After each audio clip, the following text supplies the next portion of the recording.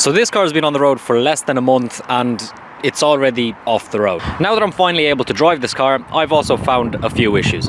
For example, you can't really drive it for too long without being intoxicated with carbon monoxide. So there is definitely an exhaust leak somewhere and that absolutely stinks. We've also had the back box kind of like come loose to a further extent. And also, as I've mentioned before, it is sometimes making 17 psi of boost on stock internals, which won't last too long, so we're gonna fix that today.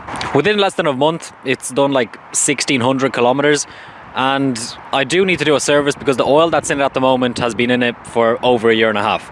So, regarding our exhaust leak situation, these right here should be the solution. These are stainless steel V-band clamps, which we will be welding onto the current exhaust. If you remember watching the video in which I fabricated the exhaust, I cheaped out and bought some clamps off Amazon, and those clamps clearly did not clamp for too long, hence this picture. So we're going to be taking the exhaust system off, welding these on, and hopefully it will seal properly. And for our 17 psi on stock internals issue, this right here is the solution. This is an external wastegate, 38mm, and we're going to fit this onto the current exhaust manifold to hopefully top out the boost at around 7 to 10 psi. I did some tests using a bike pump and the piston started opening at like 7 psi and was fully open by 10 or 11. So I really hope this will fix the issue. And once all of that is done, we're going to be throwing in some Castrol Edge 5W40 along with the new oil filter, and hopefully that will be us all done and sorted. Under the car here, there's not a lot of space to fit the external wastegate, but I've put a bit of a masking tape on the bottom of the manifold and scratched out where I need the flange to get welded.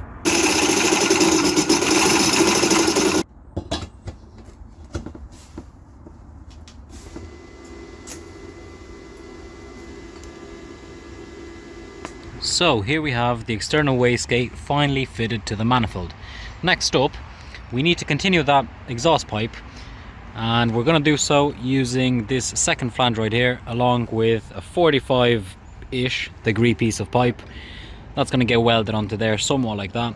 And for now, we're just going to run it as a dump pipe, and then I'll later run it and make a recirculation into the exhaust.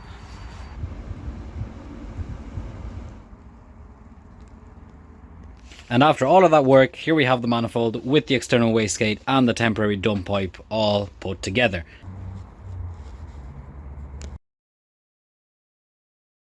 So I've removed the entire exhaust system from the car, and I've already found a good few places where we might have had exhaust leaks, such as here, and even more obviously over here. Now let's go ahead and clean all of those joints up and weld on these beautiful V-band clamps.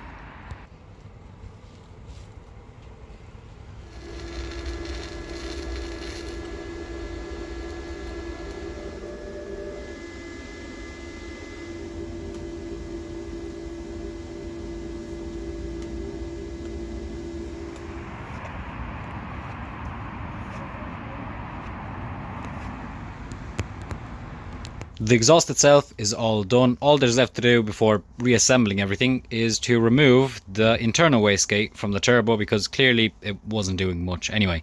So we're going to take this off and find a way to clamp that in the closed position.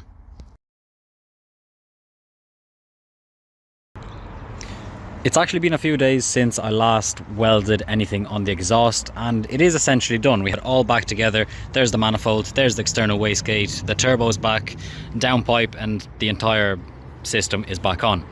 As we speak, I am currently draining the current oil and I'm about to change it out. But first, let me get you up to speed on a few things, because it didn't really go exactly as I planned. While the manifold was off, I did notice it was a bit warped from when I first welded it, and cylinder 1 and 4 were leaking through the corners.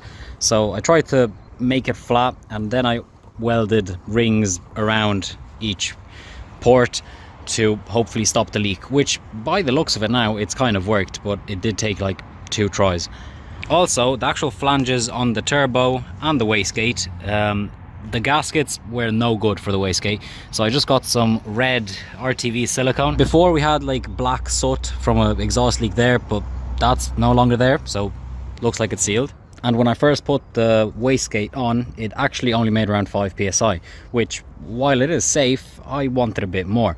So the second time around, I took the whole system off and made a little restrictor plate for the actual wastegate where the piston is. I made it out of 1.6mm steel and drilled a 10mm hole in the center of it. And now it's making too much boost. So I tried to restrict the exhaust flow out through the wastegate, and now it's making 14 psi again, which is not good.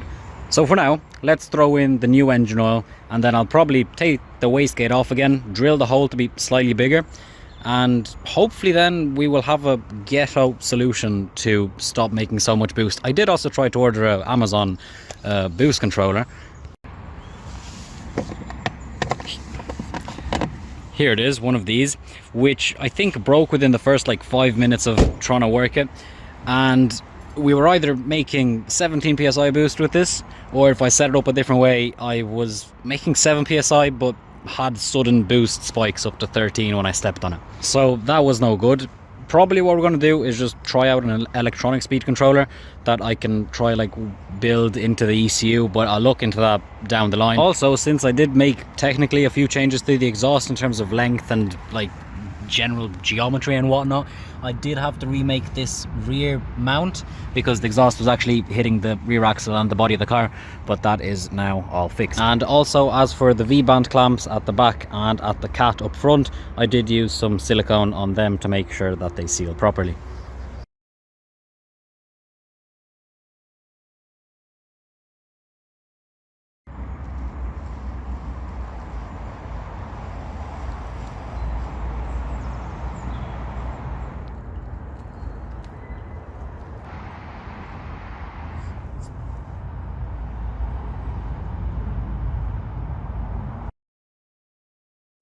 Right, so all of the work is essentially done. All is good and I'm very happy. We've also tried to wrap the car, or at least the wing, as you can see, but more on that another time. To end this video off, we're now going to be responsibly getting rid of an old used car battery. Where are we going? Somewhere where no one will hear you scream. Why are we at the beach?